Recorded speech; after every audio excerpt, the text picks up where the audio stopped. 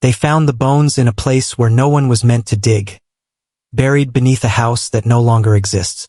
The ground was soft, black, and wet, as if it remembered what it had swallowed. Locals said the soil around Paddy Cannon's land could still weep in summer.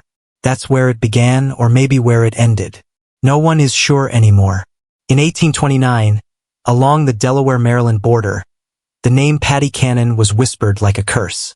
She was a landowner, a businesswoman, and a hunter. But she did not hunt deer. She hunted people. Enslaved men who'd escaped freedom. Children stolen from roads. Free families who disappeared between counties. Some called it the reverse underground, a network of abduction that dragged lives back into chains. They say she kept them in the cellar. Iron rings in the floorboards, the air thick with rot and fear. The lantern light trembled on her face as she counted the coins, each one a piece of another stolen soul. What history books don't tell you is what happened after the arrests. The part erased, the days when Paddy Cannon vanished from her cell before her hanging, leaving behind a note written in something darker than ink. By the time the marshland thawed that spring, the authorities had begun to dig. They didn't start with suspicion, they started with rumor. Children gone missing from Dover.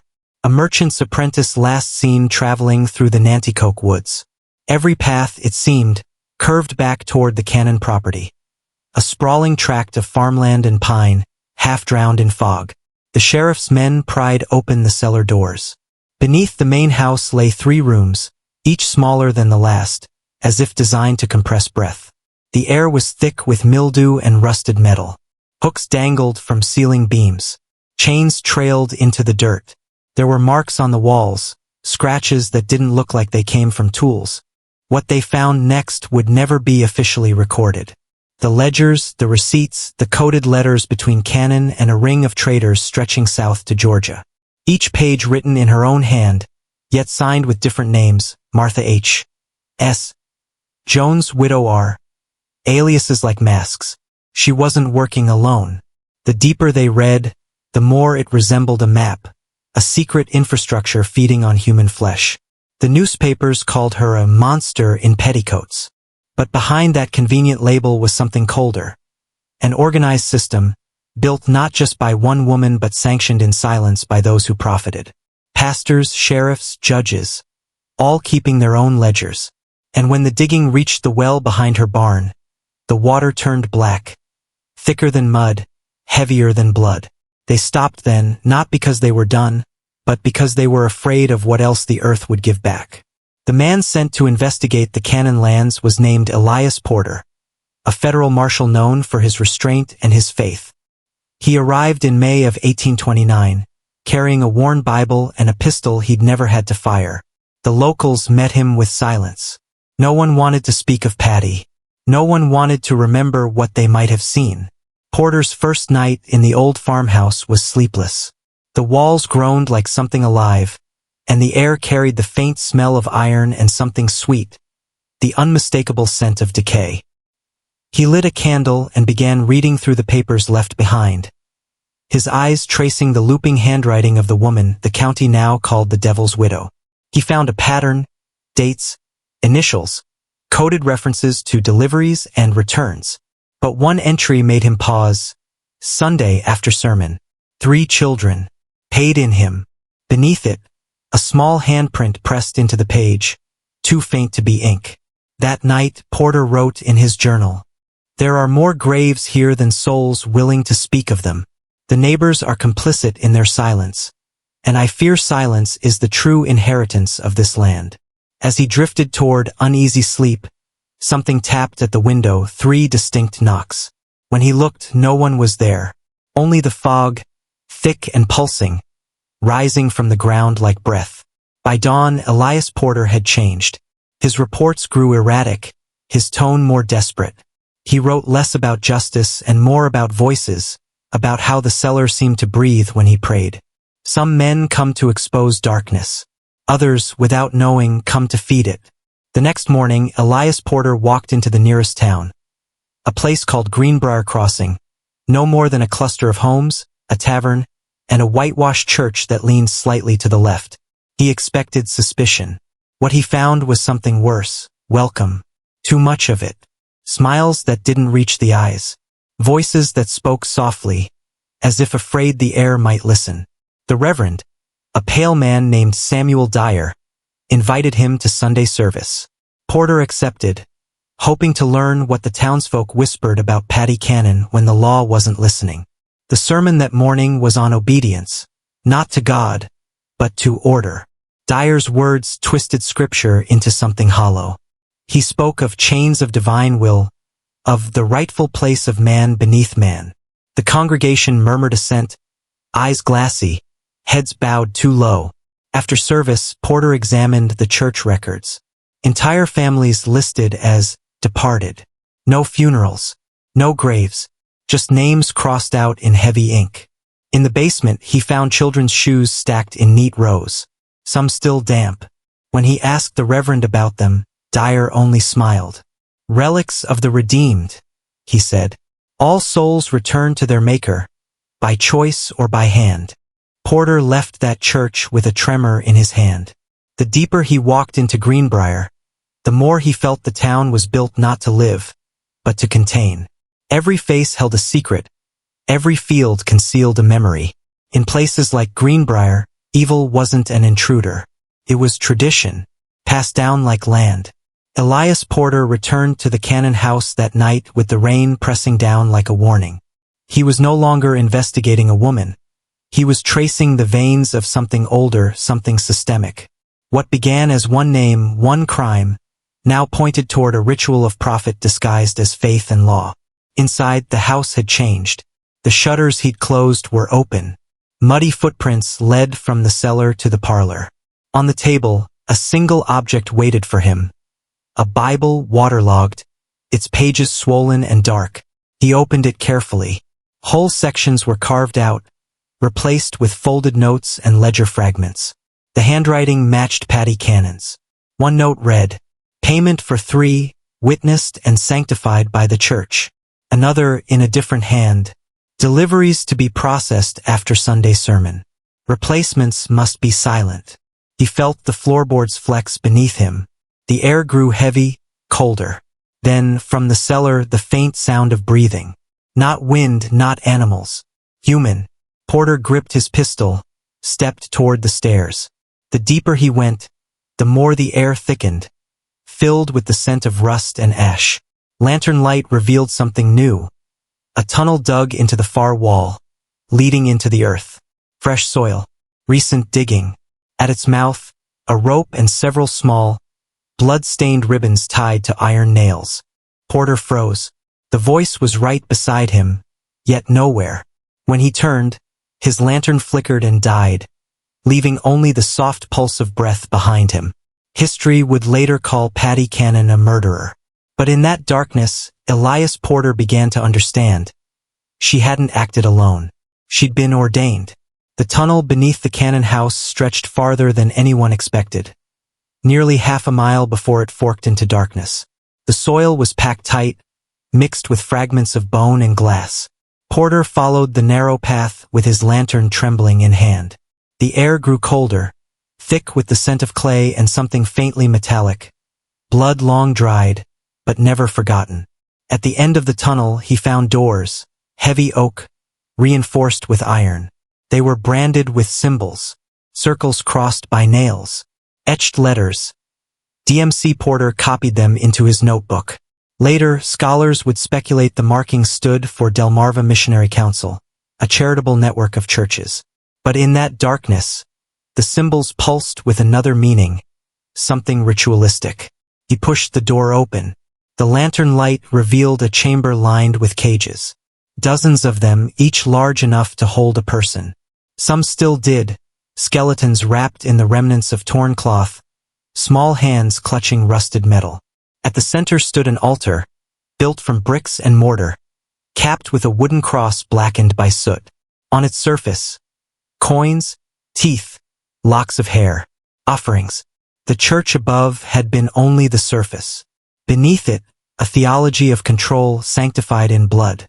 Porter knelt, whispering a prayer, but the words caught in his throat. For every syllable he uttered, the shadows seemed to echo it back. wrong reversed, as if mocking his faith. He left that chamber shaking, knowing the truth was no longer about one woman. It was about everyone who believed in her. Porter's journal entries changed after that night. The handwriting faltered, the words grew fevered. He wrote less about evidence and more about dreams. Dreams of the tunnel breathing, of bones shifting beneath the soil like roots. He sent a letter to his superiors in Washington. It never arrived. A boy tasked to deliver it was found days later near the Nanticoke River. His mouth filled with ashes. The envelope had been burned. Porter began questioning the townspeople directly. Most denied knowing anything. Some smiled when he asked. One old woman, eyes clouded white, whispered, "You don't understand. Patty never took them. She returned them." He asked what she meant, but she only began to hum, the same hymn he'd heard in the tunnel. That night, he tried to leave Greenbriar Crossing. His horse refused to move past the old mile marker. The animal's eyes rolled white. Its body trembled. Porter looked up and saw figures along the road. Men and women dressed in Sunday black, motionless, their faces hidden by shadow.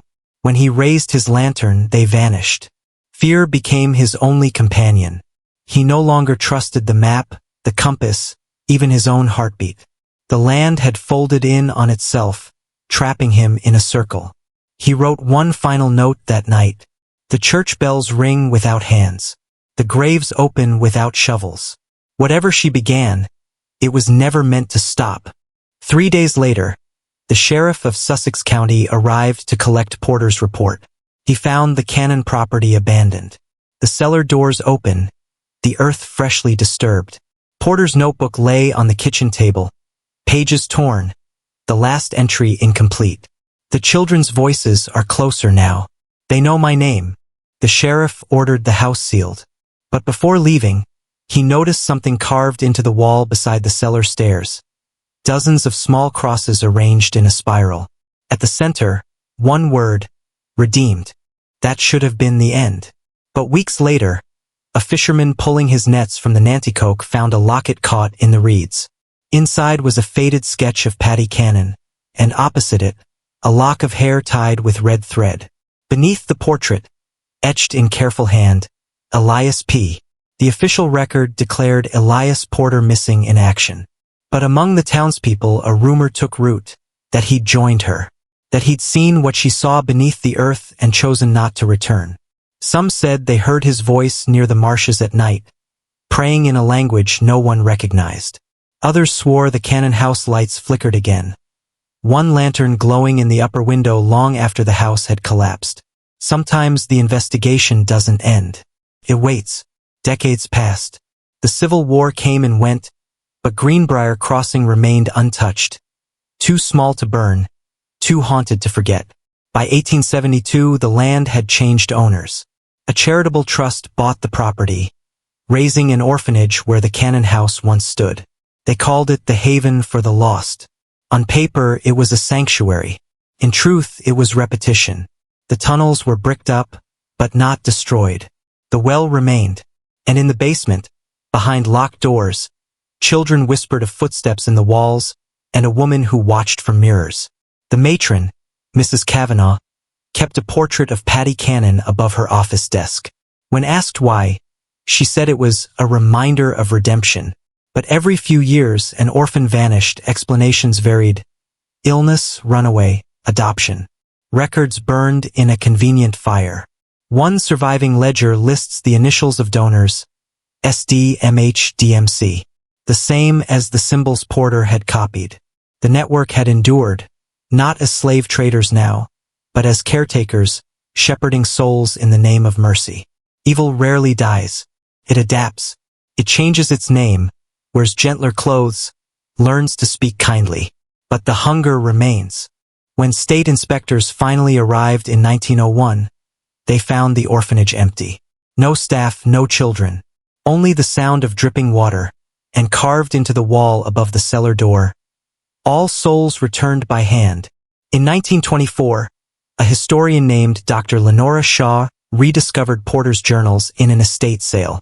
She was drawn to the fragments, the sketches of symbols, the incomplete prayers, the maps leading nowhere. She thought it was folklore. She was wrong. She traveled to Greenbriar, now a ghost town reclaimed by forest. The church still stood, its bell missing, its doors chained shut. Inside, she found hymnals bloated with moisture and a pulpit carved with strange markings. The same DMC symbol, now half erased. In her diary, Shaw wrote, "There is a hum beneath the soil here, faint but constant, as if the earth itself remembers every scream." That night, she camped near the ruins.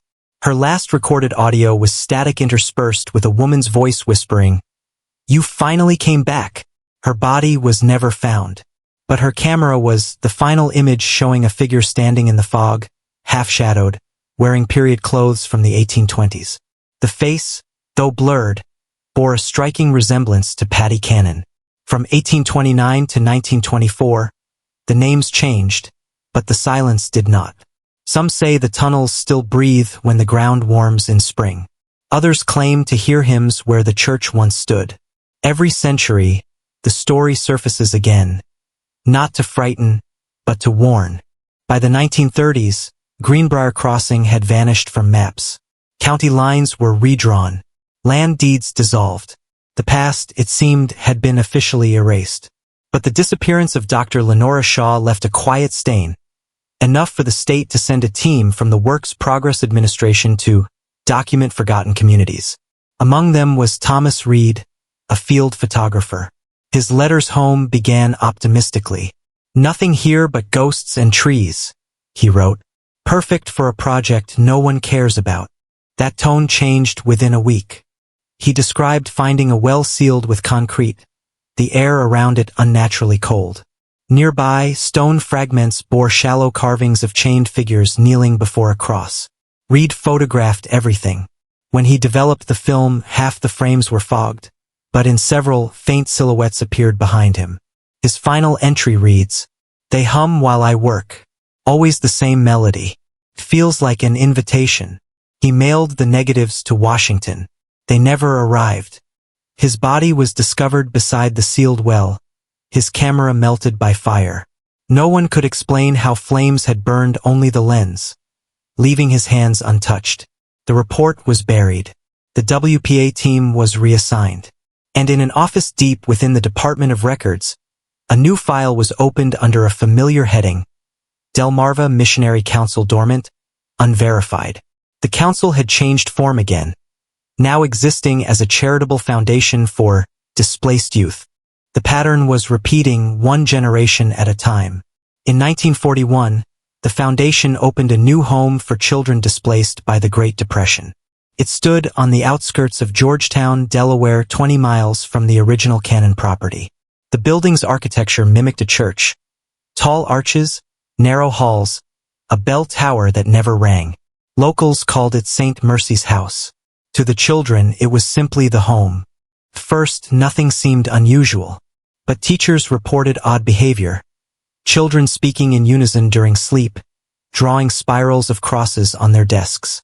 One girl, 8 years old, claimed she saw the candle woman, standing at the foot of her bed, smiling, whispering hymns through broken teeth. Within months, 3 staff members resigned. They cited psychological unease and persistent nightmares. One described hearing cries beneath the floorboards, and when she pried up the planks, she found earth, black and wet.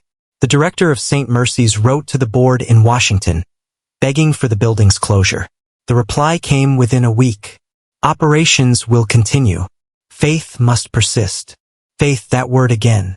The same word that had once justified the chains, the sermons, the silence. It had become a language of control, an inheritance of obedience passed from preacher to bureaucrat. One winter night, the remaining children woke to find their beds empty, their blankets folded. The next morning, only ash remained in the dormitory. No one saw smoke. No one heard screams.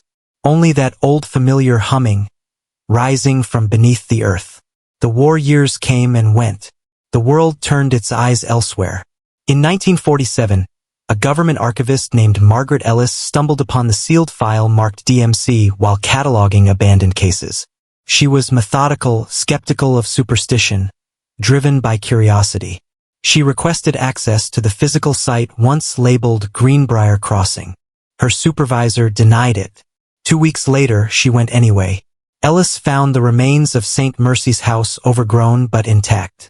In the basement, she discovered a trapdoor. Beneath it, a stairwell leading down into dry soil. The tunnels had survived. At the far end of one corridor, she found a room lined with mirrors, each reflecting dim light though her lantern had gone out. In her report, Ellis wrote, "The mirrors show movement where there is none. I think they were used as windows, to watch from the other side." She sent photographs to Washington. The negatives came back blank. Days later, Ellis vanished. Her desk was cleared, her name struck from payroll records. History has a way of burying those who dig too well. But her notes survived, scattered in private collections, and signed. One contained only a single line in red ink. It was never a cult. It was an agreement. Whatever had begun in 1829 had become self-sustaining, a mechanism of silence, running beneath the nation's own conscience. By the early 1950s, the myth of Paddy Cannon had become folklore, reduced to ghost stories told to frighten children. But those who lived along the old border still locked their doors at dusk. They said the marsh sang some nights, a hollow melody drifting from the reeds. In 1953, a preacher named John Malvern claimed divine inspiration to rebuild Greenbriar's church. He wanted to reclaim cursed ground for grace. Construction began that summer, but workers refused to stay past sundown. Their tools went missing. Horses spooked. The foundation kept sinking, as if the ground rejected rebirth. When Malvern finally held the first service, thunder shook the walls. Witnesses later described the candles burning blue, the cross bending backward. Malvern collapsed mid-sermon, his eyes rolled white. He spoke one phrase before dying. "She has returned by hand." His congregation fled. The church burned within the hour, though no lightning struck. The state ruled it arson. But the fire chief refused to enter the ruins, muttering, "The floor's still breathing." After that, Greenbriar disappeared from records again, the third time in a century. The state archivist who filed the erasure order signed only with initials, M.E., the same as Margaret Ellis. No one questioned it. No one ever does. Nearly 120 years after her death, Paddy Cannon's name survived only in whispered genealogies and half-buried documents. But the pattern she embodied, the commerce of bodies, the sanctification of cruelty, lingered like a hereditary disease. In 1958, a sociologist studying regional poverty interviewed descendants of Greenbriar's original families. Many spoke kindly of Miss Cannon, as if recalling a grandmother. One woman said, "She took care of our own when no one else would." Another added, "The government took her land, but her spirit keeps it safe." On one recording, a man's voice interrupts the interviewer. "You're asking the wrong questions. It wasn't her doing the taking. It was the church." Then static. The rest of the tape hissed blank. Every attempt to name evil becomes a mirror. We look, we point, and we forget we are reflected there too. The land remembers when we will not. That same year, surveyors marking the old Cannon tract discovered bones in perfect rows. Small, delicate, unbroken. Each skull faced east, toward the morning sun, and carved into a nearby oak, still sharp after all that time. Redeemed. In 1971, the Delaware Historical Society approved a small grant to digitize local folklore archives. Among the boxes was an unlabeled reel marked only with 3 letters, DMC. The technician who played it heard 22 minutes of silence before a woman's voice began to hum an old hymn. At minute 23, another voice, male, hoarse, whispered, "Don't dig anymore." The tape snapped. The technician quit that day. Months later, 2 graduate students returned to Greenbriar's ruins with portable recorders. They never published their findings. Their equipment, however, was found weeks later in a pawn shop in Baltimore. All reels blank except one. On it, a faint recording of footsteps and the sound of shovels scraping wood. Folklorists dismissed the story as hysteria, but locals knew better. They said the land had grown tired of silence. Every 50 years, it opened its throat again, calling for witnesses. That summer, the marsh flooded despite no rain. Fishermen spoke of lights moving beneath the water. One described seeing faces just below the surface, their eyes open, mouths moving soundlessly, as if praying. And then one night, a storm hit, sudden, brutal. Lightning struck the old church foundation. The next morning, the water had receded, revealing the entrance to the tunnels once more. The earth had exhaled. The cycle had begun again. 1984. A local news crew investigating Delaware's most haunted sites broadcast live from Greenbriar Marsh. The footage aired only once. The tape was later seized by the station's parent company. But an engineer leaked a copy years later. In the video, the host laughs nervously as he descends into the partially collapsed tunnel. "Just a bit of colonial history," he jokes. Behind him, the cameraman pans left, and for a single frame, a figure appears at the end of the corridor. Barefoot, holding a lantern. When they replayed the footage, the figure was invisible. Yet the host described feeling breath on his neck moments before the camera went dark.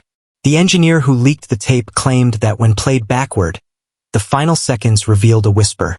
"I kept them safe." The FCC fined the station for airing disturbing imagery. The network destroyed the master copy. But Greenbriar began drawing visitors, thrill-seekers, ghost hunters, historians. Some came back sick. Others didn't come back at all. One survivor described it best. "It's not haunted. It's alive. It knows who's watching." In 1999, construction crews broke ground near the Nanticoke River for a new highway extension. Within a week, excavation halted. The workers reported equipment failure, vertigo, hallucinations. The site foreman claimed to see children standing by the treeline, watching silently. When surveyors tested the soil, they found traces of mercury and bone ash, layers consistent with historical cremation. But deeper tests revealed something older. An entire network of tunnels lined with bricks stamped DMC. State authorities sealed the find, citing unstable ground. Yet satellite images taken months later showed heat signatures beneath the surface, like breath. A reporter who covered the story received anonymous documents. Scans of old letters signed by Patty Cannon herself, accompanied by maps. The letters detailed not crimes, but instructions, how to maintain the system, how to balance the debt of the land. Her signature was authentic. The paper, impossibly, was new. It was as if the letters had been written yesterday. In 2018, a documentary team returned to film a series titled The Forgotten South. The director, Dana Royce, described herself as an atheist, immune to superstition. But halfway through filming, she began experiencing night terrors. Her journals record the same recurring dream. A woman in a red shawl standing beside a well, whispering that every sin is a seed. During production, a crew member disappeared after entering one of the uncovered tunnels. His camera was recovered days later, still recording. The footage showed him walking deeper into darkness until a voice said, "Welcome back, Elias." Then static. When police investigated, they found fresh boot prints, the same style used by federal marshals in the 1820s. The documentary was never released, but fragments circulate online. Footage of marshland glowing faintly at night, recordings of voices under the sound of frogs. And every time the file is uploaded, it corrupts. The audio slows. The hum begins again. Whatever waits beneath Greenbriar doesn't want fame. It wants continuation. I went there myself. Greenbriar Crossing, or what's left of it. The air was still. The ground felt hollow underfoot. There's nothing left of Patty Cannon's house. No orphanage, no church. Only the well. Cracked, sealed in concrete, yet humming. A deep vibration that you feel before you hear. I pressed my recorder against the stone. The playback revealed a sound that chills me even now. A woman's voice whispering the same 4 words. Faith must persist still. Maybe it was the echo of history. Maybe it was something older, the voice of a system that never truly died. Patty Cannon may have been buried, her name erased, her crimes archived. But what she represented, the machinery of silence, sanctified obedience, the worship of power, it lives on. Look closely enough and you'll find her everywhere. In institutions that forget their dead, in records that redact the inconvenient, in voices that tell you to move on. The soil never forgets. The hymn never stops.